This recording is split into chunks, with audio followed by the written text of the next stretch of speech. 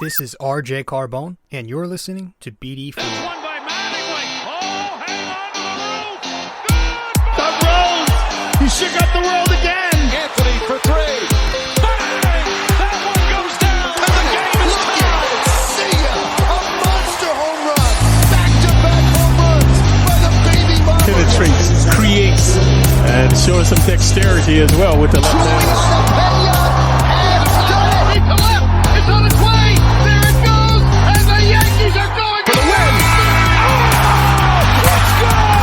Off the window. Oh, Jimmy Barrett. Unbelievable. The first punch he threw. Houston ducks under. Got it.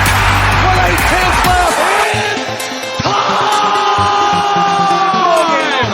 Yankees win. Yankees win.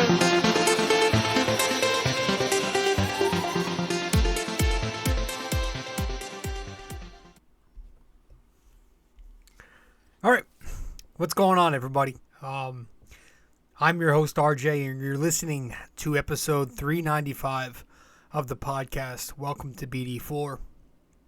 Real quick, little, I guess a disclaimer.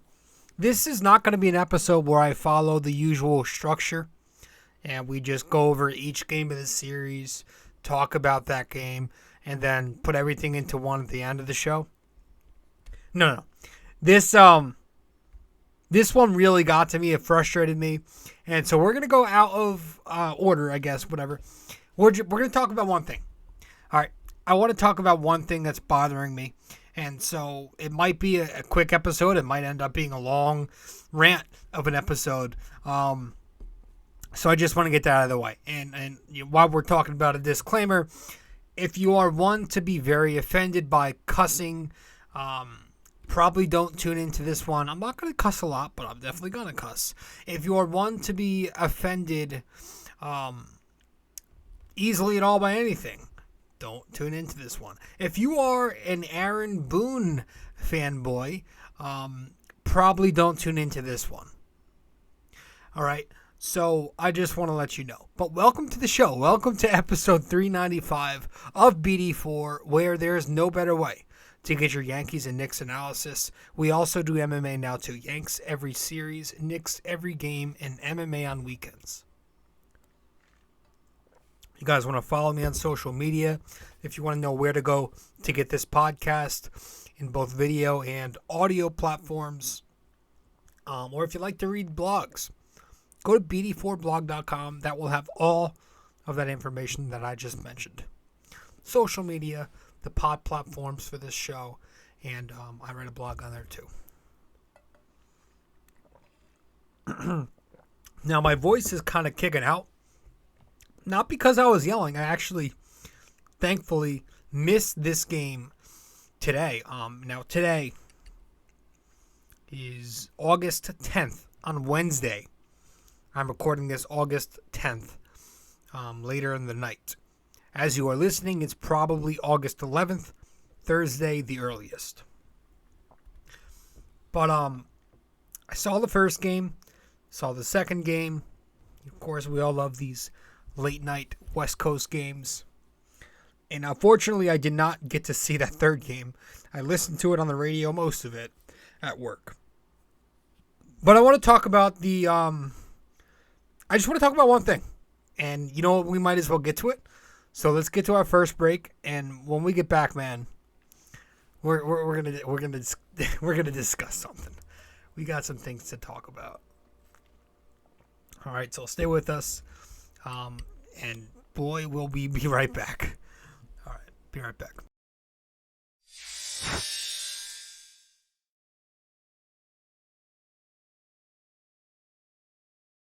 All right, so if you guys want to follow me on social media, I'm on Facebook, RJ Carbone, and I'm also on Instagram at Rob J. Carbone. That's Facebook, RJ Carbone, and on Instagram, I'm at Rob J. Carbone. Hey, fellas. I've noticed that only a small percentage of you who watch BD4 on YouTube are actually subscribed. So if you do enjoy this podcast and want to be alerted every time a new episode drops, consider subscribing and hitting that notification bell. This way, we can help the podcast grow, and you won't miss a single episode of BD4. So BD4 is on so many different platforms now. You can listen to the show on Apple Podcasts, Spotify, Google Podcasts, and plenty other listening platforms. You can also watch the podcast on YouTube and Spotify. And if you do listen to us on Apple Podcasts, be sure to give us a 5-star rating and review, as we are currently a 5-star podcast and would love to keep it that way. And if you watch the podcast on YouTube, make sure you subscribe to the BD4 YouTube channel. Download, listen, watch, share it, do all of that stuff to help us grow. All right, let's just get right into it. I was going to run through the first game real quick because that was the only win, and maybe we want to talk about the one positive, but I don't even think that's worth talking about, honestly, man, because this was this just left a bad taste in my mouth. And I mean, these past 1.5 months have left a bad taste in my mouth, but this one today, this series really this week, the last 2 games of it in particular were wow. I mean, it really bothered me, and I'm gonna get right to it. And again, one more disclaimer for the Aaron Boone fan. This is not going to be a pro Boone episode. Okay, so in my opinion, and let me say that again because this is just my opinion. But in my opinion, what makes an at least average major league manager 2 things. 1, be a strong leader, which means have discipline. Be able to discipline your team, but discipline yourself. Have a voice, be loud, but also have a connection with your guys. That's 1. And 2, the second thing you need, in no particular order, to be an average major league manager, decent. Be able to make competent decisions, right? Manage a bullpen, put out a lineup, manage a rotation. Aaron Boone showed why he has neither of both of that in games 2 and 3 of this series. To a T, he showed why he is the anti-average or better manager. Tuesday, the Yankees lost 1-0. We remember that. I stayed up until 2:30 in the morning watching that. Lasagna blows down extras, whatever.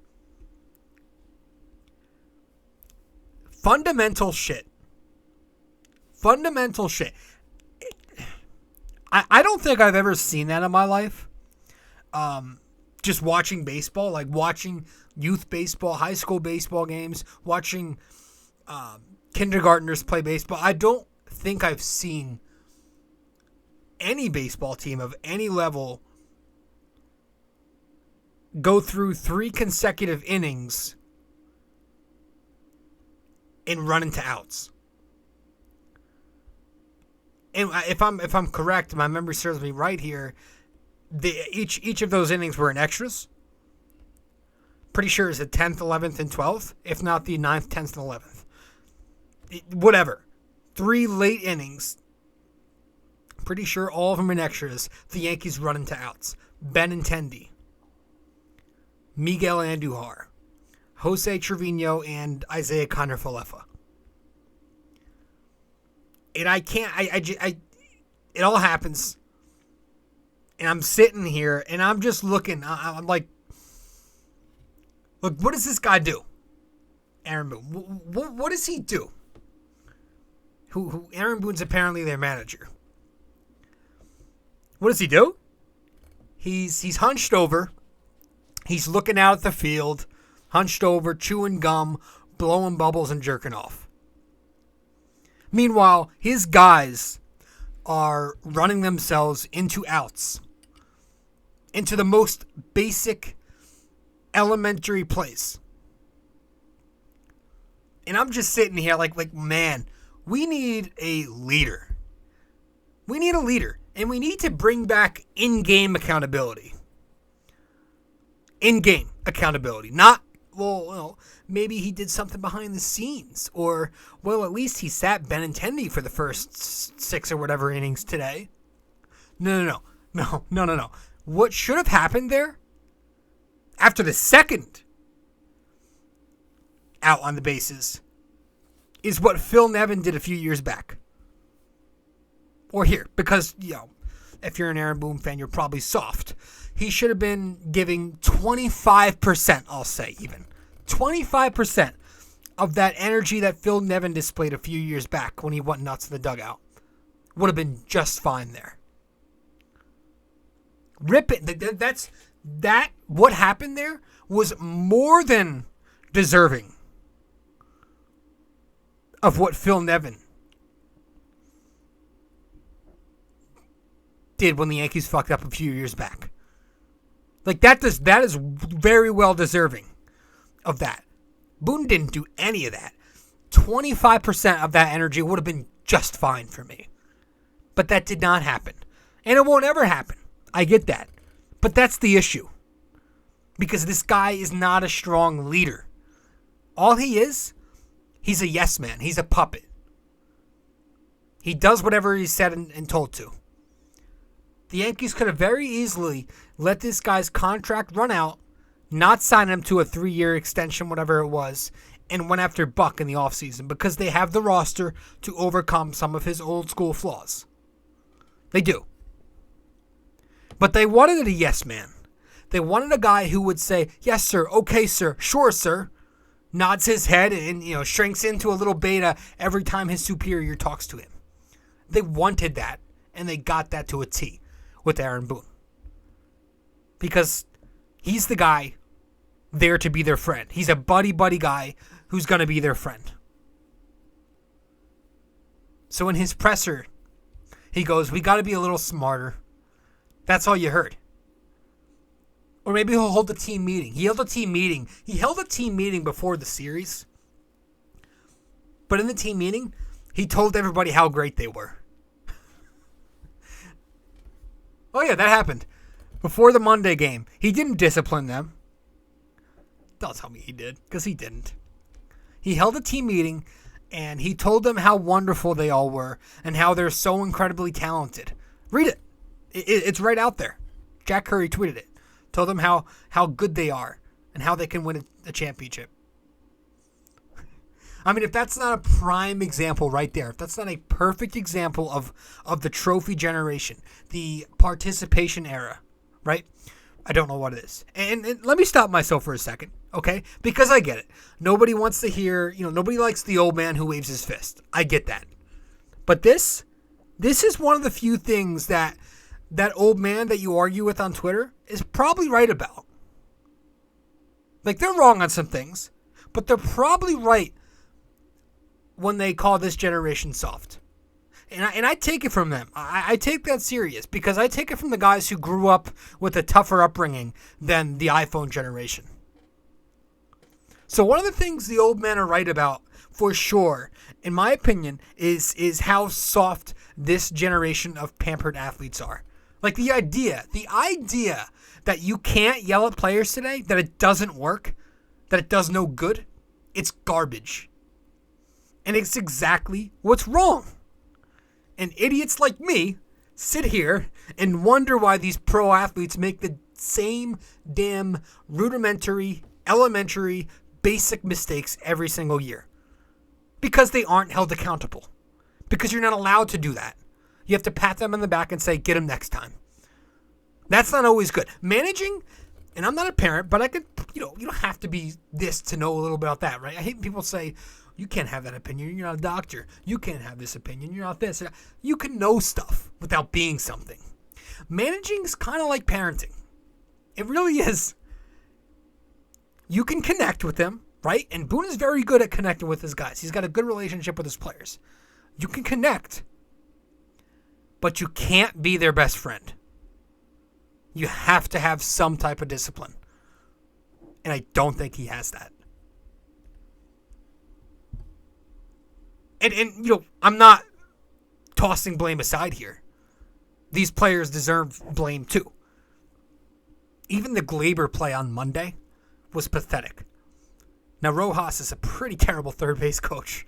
Like, what the hell was that send? Had that not been a shit throw, he wouldn't have gotten lucky. And, of course, Mabin's sitting there in the commentating booth. And Mabin, I didn't think there could have been a yes analyst more optimistic than Rucco. Mabin makes Rucco sound like Lou Piniella sometimes with how joyful he is and overly optimistic in the worst of times he can be. Sitting there praising Glaber for how good he is on the bases.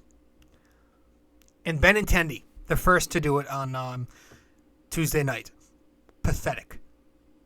Pathetic on the bases. And he's also done nothing, by the way, but strike out in big spots since coming here, which was literally the opposite reason of why we got this guy. Then IKF, running into the outfield on that play. And I'm starting to understand the Peraza shit now. Trevino, I'll let him off the hook for now, but Jesus Christ. Miggy, the guy better start raking soon, because I'm kind of getting over 2018. That was a while ago, guys. It gets to a point, right? And I get the inconsistent playing time, but at the end of the day, if you can hit, you can hit. You know? You're a major leaguer. If you can hit, you can hit. He's got to start raking.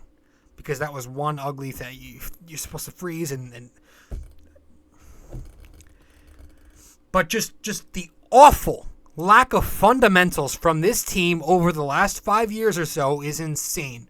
Little league shit. Base running aside even. That game. Base running aside. They literally give you a free runner in scoring position every extra inning because Manfred likes his fake baseball shit. And the Yankees did not use that to their advantage. They did not bunt once. They did not lay down a bunt in the 10th. They did not bunt in the 11th. They did not bunt in the 12th. Now, they only had 2 batters come to the fucking plate, and Aaron Judge couldn't even get in that bat because of their shit base running. But they aren't a team who bunt. We know that. And that's a problem too. They don't have the simple, old school, sometimes necessary fundamentals that you need. They don't. And so that's reason number 1 why I don't like Aaron Boone, is because he is not a strong leader in my opinion. He's not disciplined. He doesn't have that voice, in my opinion. He's got a good connection with his guys, but you need more. You need to be able to do the other side of it. And then we got to Wednesday.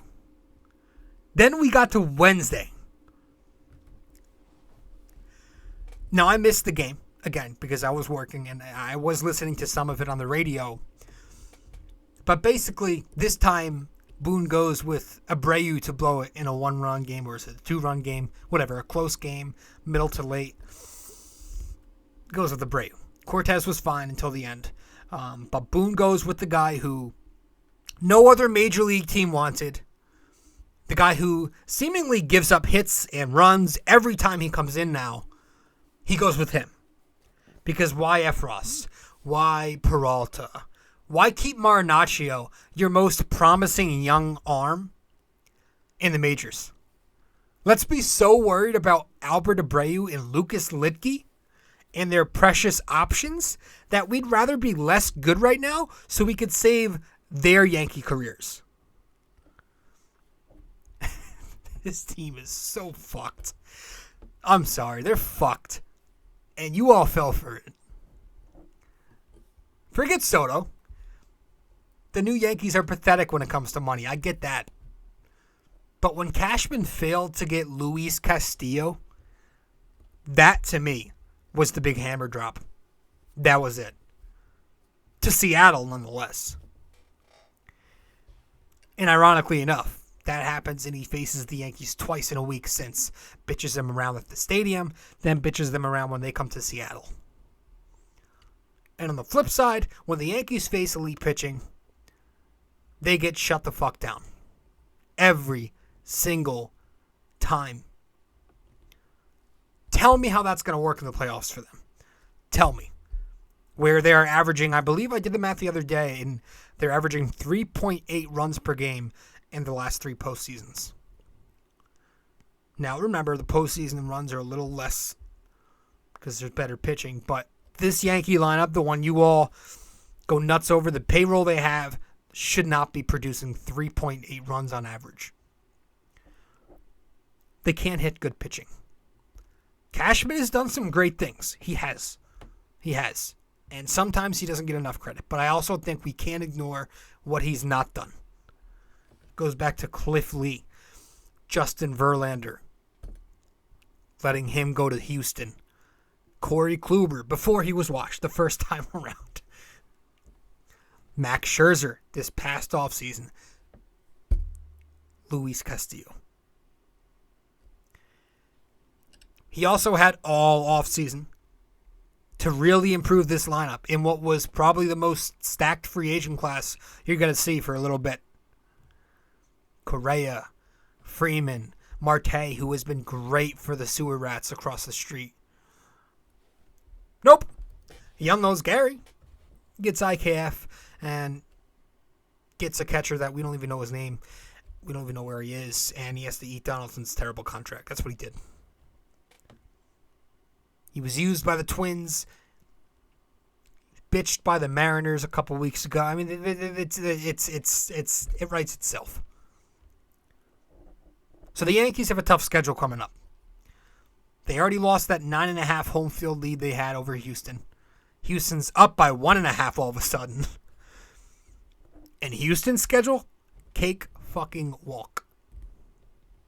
So it's goodbye to home field. Unless this team magically gets their act together, and they can. But they have to start doing it.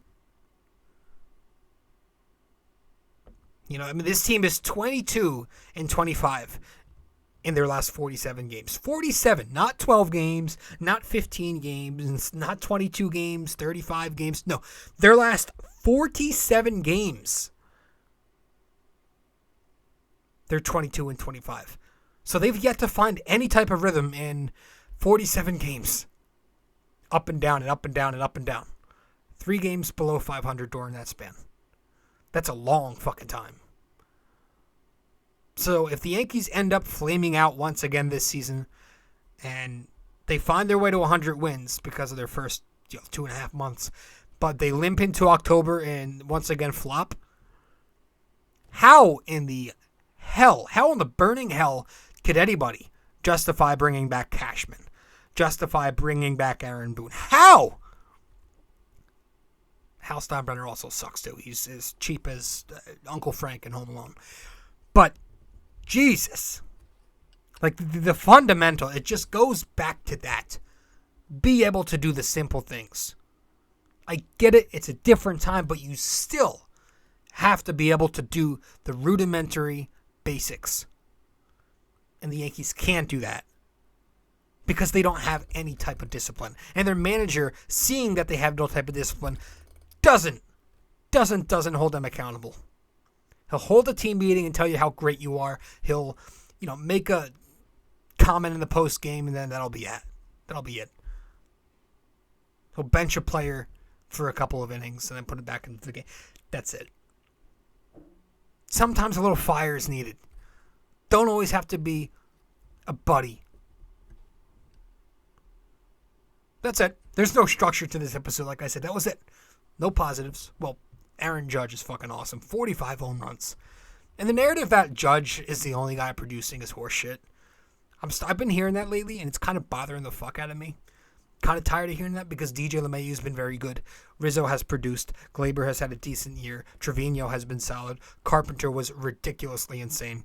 It's just that they all have their flaws, and there's a lot of black holes in there too. Donaldson, black hole. Hicks, black hole. Gallo, black hole before he was traded. Benintendi has not exactly been great. IKF has had his downs. He has 0 home runs. Kyle Higashioka has been pathetic. He had the home run today. I mean, their offense just can't hit good pitching. That's the problem. They're hot and cold. They strike out a lot. They hit a lot of home runs. They can't really produce. They don't bunt. They don't hit those singles like you would like to see here and there. They're hot and cold, home run or nothing. They're jack shit on the bases. They looked good first couple months. But it's the same old, man. It's the same old. And I'm kind of tired of it. Anyways, that's all I have. Gonna head to break, and we'll finish off with our NYY-NYK-MMA question of the day. Be right back. Stay with us. Studio 69 Productions is a podcast production agency created by Leo Rodriguez to allow content creators to market their podcast. It's an online platform that will market your podcast or any other project that you're working on. Get in touch with Leo Rodriguez from Studio 69 Productions. You can find Studio 69 Productions on Instagram at Studio69NJ. Studio 69 Productions, where dreams are heard and born.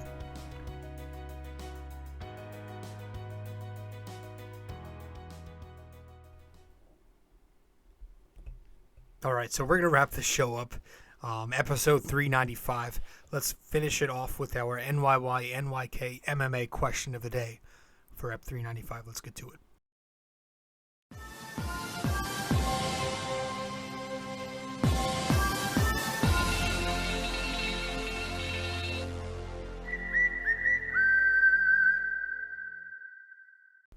All right. So for this episode 395, our NYY-NYK-MMA question of the day is, in 2007, which catcher came over to the Yankees mid-season and batted .318 across 29 games? In 2007, which catcher came over to the Yankees mid-season and batted .318 across 29 games? Let me know the answer wherever you can reach me.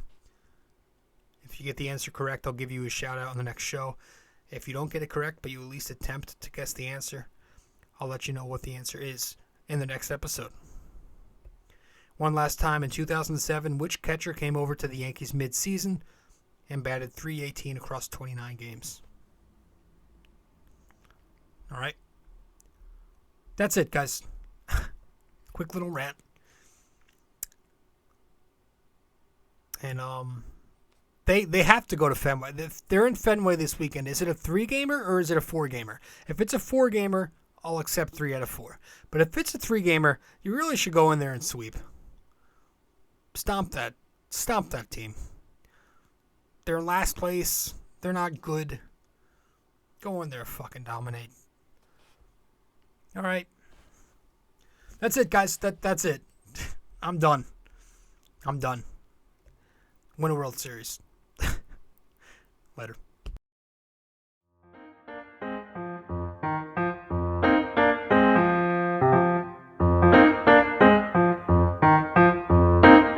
This podcast is brought to you by Anchor.